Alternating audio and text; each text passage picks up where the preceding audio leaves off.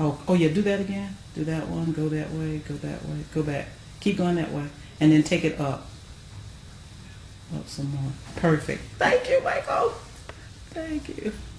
It's not as bad. Okay.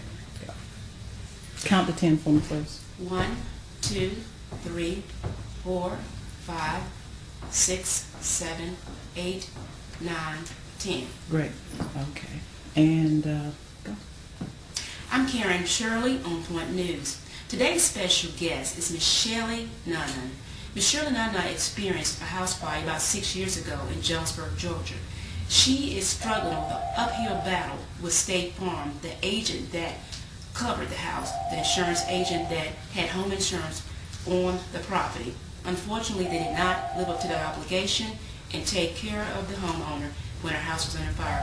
Mrs. Nunn, can you tell us exactly what happened the day that your house caught fire?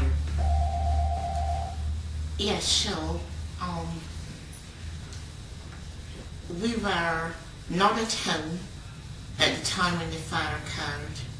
Earlier that day, we lost our heating unit, and my oldest son was born with asthma.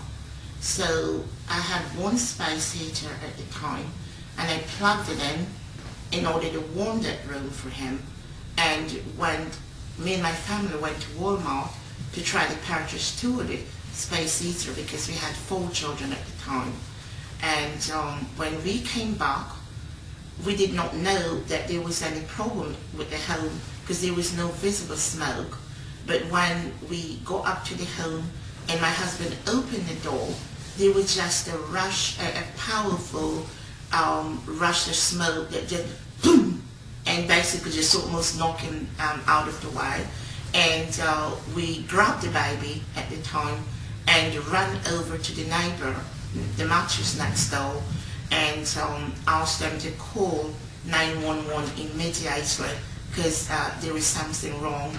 It appears that the home is on fire. And immediately the neighbor called 911, and the police and the fire department came, say, about 10 minutes later, and then they basically go in and did their assessment and all of that.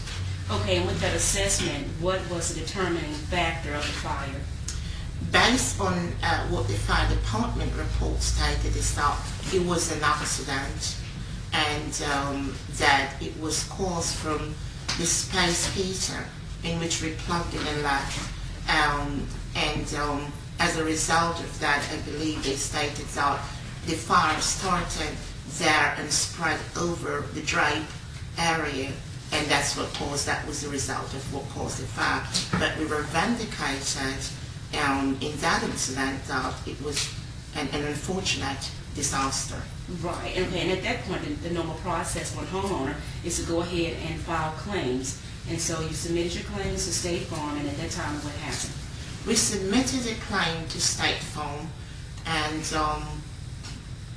what happened is that State Farm have basically treated us in the most dehumanizing fashion that anyone could possibly imagine.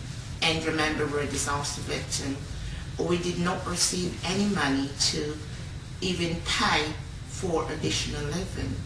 And you say pay for additional living. At that time, when you were burned out of your home, did Red Cross get involved in other organizations to help aid your family until you were able to get your insurance check reimbursement so you could pay for your new home and start the building process? The Red Cross have basically put up us for a short period of time, and then after that we're on our own.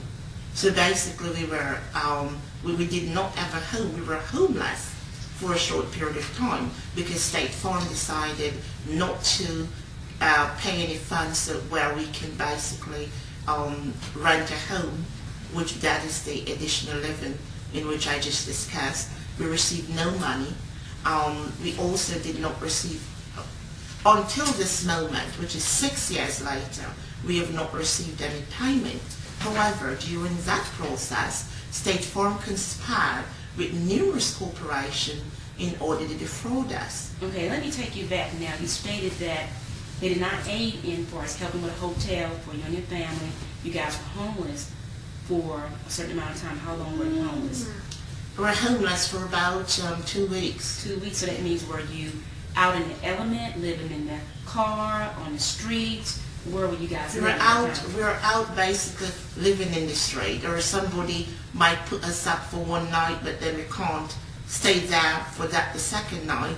But we were literally homeless people, and I had 4 children at the time. Okay, and also at that time, prior to the fire, you were paying your homeowner's insurance monthly. You were not default in your monthly notes to the insurance company. Never default. No, absolutely. Okay, so what was the reason for them not reimbursing you to get your house back up and running? I believe it's a conspiracy. It's a conspiracy because State Farm wanted Mr. Nanan, the police was in his name, to agree to tens of thousands of dollars from his insurance proceeds to be distributed to numerous conspirators under severely criminal pretenses. Okay, now why would they have a reason to conspire against a homeowner that has been paying their insurance faithfully, and all of a sudden they wouldn't pay this claim? Why did they not pay the claim? Because as I was explaining to you, was that there is other corporation that was conspired to defraud our family out of money. And the reason why the claim was not paid was because Mr. Nanan says, no, we are not going to agree to you paying funds from our insurance proceeds under fraudulent pretenses to these people. And let me just tell you briefly,